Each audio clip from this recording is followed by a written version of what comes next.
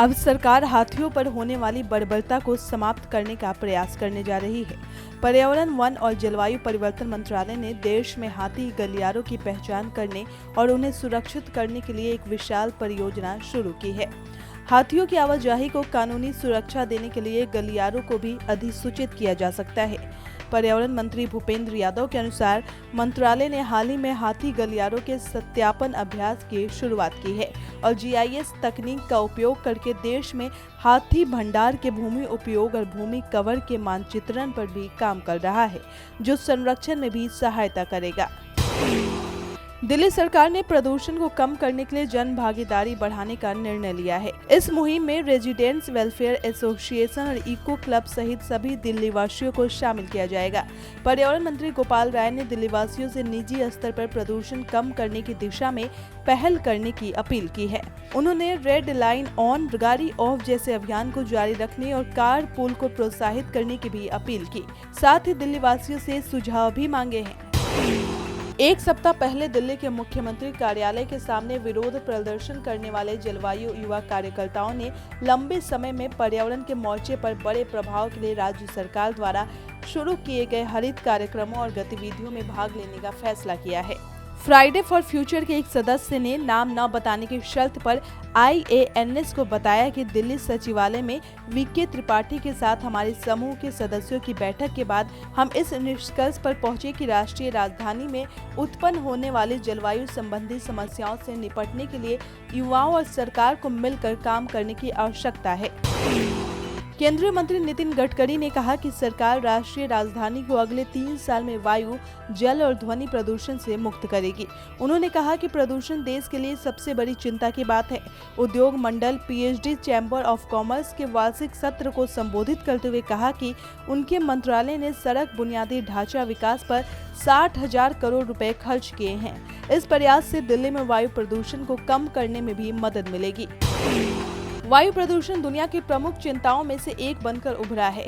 University of California, San Francisco और University of Washington की तरफ से जारी एक नई रिसर्च में चौंकाने वाला खुलासा हुआ है।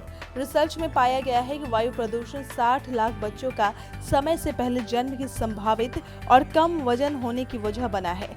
जन्म के समय बच्चों का कम वजन या प्री मैच्योर जन्म का उनकी पूरी जिंदगी में प्रमुख स्वास्थ्य समस्याओं पर असर हो सकता है। दिल्ली में प्रदूषण के लिहाज से सितंबर पिछले 3 साल में साफ रहा है, लेकिन अक्टूबर नई चुनौतियां लेकर आने वाला है। आंकड़ों पर नजर डालें तो इस साल सितंबर में महज 3 दिन सामान्य स्थिति का प्रदूषण रहा है। अन्य 27 दिन हवा में प्रदूषण का स्तर संतोषजनक स्थिति में रहा। यही वजह है कि इस साल सितंबर का औसत एयर क्वालिटी इंडेक्स महज 78.5 रहा है। दिल्ली में शुक्रवार को मौसम ने करवट बदली। दोपहर बाद राष्ट्रीय राजधानी के कुछ हिस्सों में बारिश हुई। इससे न्यूनतम तापमान सामान्य से 4 डिग्री अधिक 26.5 डिग्री सेल्सियस दर्ज किया गया। हवा में आर्द्रता का स्तर 80% दर्ज किया गया। वहीं अधिकतम तापमान के 35 डिग्री सेल्सियस के आसपास रहने की संभावना है।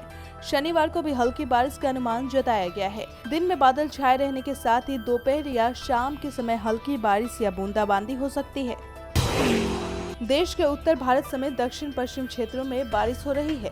मौसम विभाग की माने तो चक्रवाती तूफान गुलाब का असर आंध्र प्रदेश, उड़ीसा, बंगाल समेत आसपास के राज्यों पर पड़ा है।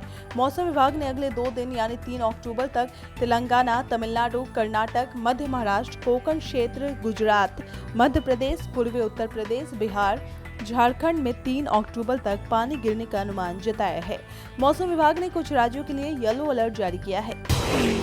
भारत में कोरोना संक्रमण के 26,727 नए मामले सामने आए हैं, जिसके बाद देश में कोरोना के कुल मरीजों की संख्या अब 3,37,66,707 हो गई है। जबकि इस दौरान 277 मरीजों की मौत के बाद संक्रमण से मरने वालों का आंकड़ा 4,48,339 पर पहुंच गया है। केंद्रीय स्वास्थ्य मंत्रालय ने बताया कि देश में कोरोना वायरस के एक्टिव मरीज अब घटकर 2.75 लाख हो गए हैं। भारत ने अंटार्कटिक पर्यावरण का संरक्षण करने और पूर्वी अंटार्कटिका तथा वेडेल सागर को समुद्री संरक्षित क्षेत्र घोषित करने के लिए यूरोपीय संघ के एक प्रस्ताव का समर्थन किया है। पृथ्वी विज्ञान मंत्रालय ने ये जानकारी दी है। बुधवार को डिजिटल माध्यम से हुई एक उच्च स्तरीय बैठक को संबोधित करते हुए पृथ्वी विज्ञान मंत्री जितेंद्र सिंह ने कहा कि दोनों प्रस्तावित एमपीए अवैध रूप से मछली पकड़ने की गतिविधियों को रोकने के लिए जरूरी है। सब्सक्राइब करें पर्यावरण पोस्ट।